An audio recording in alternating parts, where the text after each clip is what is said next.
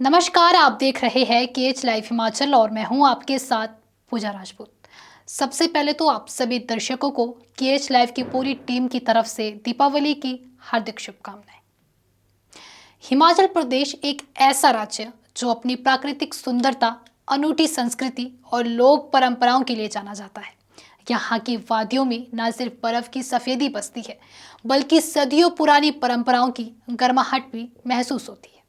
दीपावली, जिसे पूरे देश में रोशनी के पर्व के रूप में मनाया जाता है, और उसका एक अनोखा रूप भी यही देखने को मिलता है। जहां एक तरफ देश के ज्यादातर हिस्सों में दिवाली धूमधाम से मनाई जाती है, वहीं हिमाचल प्रदेश के कुछ इलाकों में दिवाली एक महीने बाद मनाई जाती है, जिसे बूढ़ी दिवाली कहा जाता है। वहीं इसी राज्य में एक ऐसा गांव भी है जहां सदियों से दिवाली मनाना सख्त मना है। वहां ना कोई दिया जलता है, ना मिठाइयाँ बनती है और ना ही कोई उत्सव मनाया जाता है। तो आइए आज आपको दिखाते हैं हिमाचल की दो बिल्कुल अलग परंपराएं, एक जहां दिवाली देर से आती है और दूसरी जहां दिवाली कभी नहीं आती। सबसे पहले बात करते हैं बूढ़ी दिवाली की। हिमाचल प्रदेश के कुल्लू, सिरमौर और शिमला जिलों के कुछ इलाकों में दिवाली खत्म होने के एक महीने बाद इस अनोखे त्योहार को मनाया जाता है। कुल्लू जिले का निरमंड, जिसे पहाड़ी काशी भी कहा जाता है, और सिरमौर का गिरिपार क्षेत्र इस त्योहार के लिए विशेष रूप से प्रसिद्ध है। शिमला जिले के रामपुर और आसपास के कुछ गांवों में भी बूढ़ी दिवाली का जश्न बहुत ही उत्साह से मनाया जाता है। इस पर्व को मार्गशीर्ष महीने यानी नवंबर दिसंबर के महीने की कृष्ण पक्षी अमावस्या को मनाया जाता है।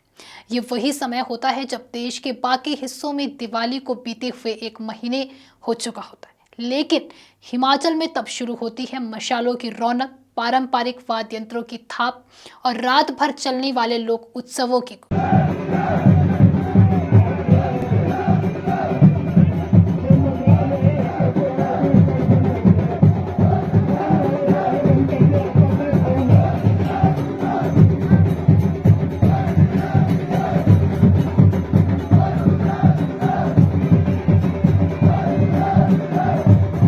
बूढ़ी दिवाली 4 दिनों तक चलने वाला त्योहार है। इस दौरान गांव के लोग मशाले जलाकर नाचते गाते हैं, पारंपरिक वाद्य यंत्रों की थाप पर झूमते हैं और पूरी रात गांव की परिक्रमा करते हैं। यह दृश्य किसी अनोखे उत्सव से कम नहीं होता। कई जगह लोग इसे 3 दिन मनाते हैं, तो कुछ गाँव में 7 दिन तक उत्सव चलता है। इस दौरान लोक नृत्य, मेले, पारंपरिक गीत और रामायण से लेकर पुराणों की कथाओं का मंचन किया जाता है। बूढ़ी दिवाली सिर्फ एक त्योहार नहीं, बल्कि समुदाय को जोड़ने वाली एक परंपरा है। इस त्योहार के पीछे कई पौराणिक मान्यता जुड़ी है। एक मान्यता के अनुसार जब भगवान राम लंका विजय के बाद अयोध्या लौटे थे, तो हिमालय के इन दुर्गम इलाकों तक वह खबर एक महीने बाद पहुंची थी। इसलिए यहाँ के लोगों ने दीप जलाकर उसी दिन दिवाली मनाई। यही परंपरा आगे चलकर बूढ़ी दिवाली कहलाने लगी। एक और कथा वृतासुर नाम के राक्षस और देवराज इंद्र के युद्ध से जुड़ी है। कहा जाता है कि ऋषि दधीचि की अस्थियों से बना वज्र जब वृतासुर का वध करने के लिए चला, तो उस विजय को यादगार बनाने के लिए इस क्षेत्र में ये पर्व मनाया गया। कुछ मान्यताएं भगवान परशुराम से भी जुड़ी है। निर्बंध में दैत्य वध के बाद लोगों ने मशाले जलाकर उत्सव मनाया था, तभी से ये परंपरा चली आ रही है। बूढ़ी दिवाली के पहले दिन देवदार और चीड़ की लकड़ियों से मशाले तैयार की जाती है। आधी रात को गांव के लोग देव मंदिर में इकट्ठा होते हैं और वहां से मशाले जलाकर पूरे गांव की परिक्रमा करते हैं और लोक गीतों के साथ नृत्य करते हुए सुबह वापस लौटते हैं। करसोग क्षेत्र में तो ये परंपरा बेहद प्रसिद्ध है, जहां ममलेश्वर महादेव मंदिर में लोग आधी रात बर्फीले पानी में स्नान करते हैं, देवता से आशीर्वाद लेते हैं और फिर मशाले लेकर परिक्रमा पर निकलते हैं। यह त्योहार अंधेरे में उजाला लाने का प्रतीक माना जाता है। अब जरा सोचिए, जिस प्रदेश में दिवाली का एक दूसरा रूप इतनी खुशी और श्रद्धा के साथ मनाया जाता है, वहीं उसी प्रदेश में एक ऐसा गांव भी है जहां दिवाली का नाम तक नहीं लिया जाता। ये गांव है हमीरपुर जिले का समूह गांव, जहां पिछले कई 100 सालों से दिवाली नहीं मनाई जाती। गांव के लोगों का मानना है कि इस गांव पर एक महिला के श्राप का साया है और अगर किसी ने इस दिन दिवाली मनाने की कोशिश की तो गांव पर संकट टूट पड़ेगा। इस कहानी की जड़ें भी बहुत पुरानी हैं। कहा जाता है कि एक महिला दिवाली के दिन अपने मायके जाने के लिए निकली थी। रास्ते में उसे खबर मिली कि उसका पति, जो राजा के दरबार में सैनिक था, युद्ध में शहीद हो गया है। वह ये दुख सह नहीं सकी और गांव लौटते ही उसने अपने पति की चिता तैयार करवाई और स्वयं सती हो गई। लेकिन मरने से पहले उसने पूरे गांव को श्राप दिया कि इस गांव में कभी भी दिवाली नहीं मनाई जाएगी और अगर किसी ने ऐसा करने की कोशिश की तो अनहोनी होगी। तभी से सम्मू गांव में दिवाली नहीं मनाई जाती। गांव के बुजुर्ग बताते हैं कि जब जब किसी ने इस परंपरा को तोड़ने की कोशिश की तब तब गांव में किसी की मृत्यु हुई या फिर घर में आग लगी।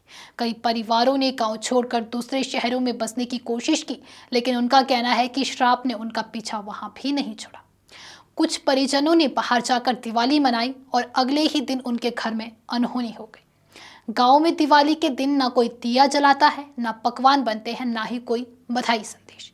लोग अपने दरवाजे बंद कर घरों में चुपचाप बैठे रहते हैं।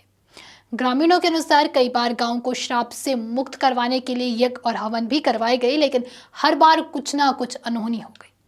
आज भी गांव में दिवाली से पहले सन्नाटा छा जाता है। बाजार में कोई हलचल नहीं होती, लोग कपड़े नहीं खरीदते, दीवारें नहीं रंगते।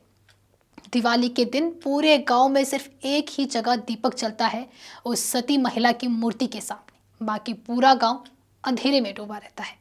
सोचिए, एक तरफ पूरी दिवाली में मशाले जलाकर गांव रोशन हो जाते हैं, लोग गीतों और नृत्यों से पहाड़ गूंज उठते हैं, और दूसरी तरफ सम्मू गांव में उसी रात सन्नाटा, अंधेरा और एक डर पसरा रहता है। दोनों की परंपराएं एक ही प्रदेश की है, लेकिन एक खुशी की कहानी कहती है और दूसरी दर्द की। बूढ़ी दिवाली जहां मशालों से जगमगाते हैं पहाड़, वहीं सम्मू गांव में सन्नाटा भी अपनी कहानी कहता है। एक तरफ जश्न है तो दूसरी तरफ डर, पर दोनों के बीच में है आस्था की टूट। ये दोनों परंपराएं हमें बताती है कि हमारी संस्कृति केवल त्योहारों का उत्सव ही नहीं, बल्कि हमारे भावनाओं, हमारी मान्यताओं और हमारे इतिहास की जीवंत तस्वीर है। फिलहाल के लिए इस वीडियो में इतना ही। अगर आपको वीडियो पसंद आई हो तो वीडियो को लाइक, कमेंट, शेयर और हमारे Facebook page KH life Himachal को फॉलो अवश्य करें। साथ ही अगर आप हमारे इस वीडियो को यूट्यूब चैनल के माध्यम से देख रहे हैं तो हमारे यूट्यूब चैनल को भी सब्सक्राइब ज़रूर करें। धन्यवाद।